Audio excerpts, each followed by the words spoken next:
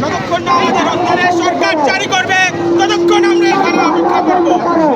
কেন মানে এটা তো সরকারের এখানে আমাদেরকে নিয়ে গরিবসী এবং তাল বাহানা চলতেছে। সরকারের অভ্যন্তরীণ মানুষজন আমাদেরকে এই পরিচয় বিশ্ববিদ্যালয় চাচ্ছে না, তারা আমাদেরকে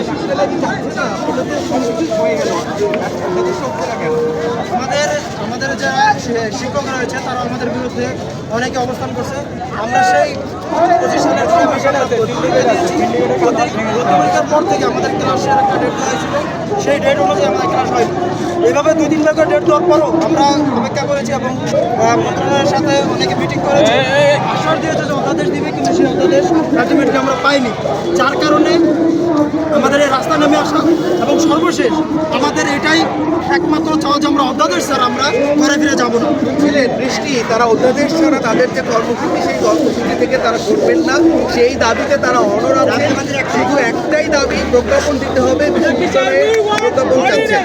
We want ordinance, we want ordinance, we want ordinance, we want ordinance, we want ordinance, we want ordinance, we want ordinance. আওয়াজ হয় নাকি?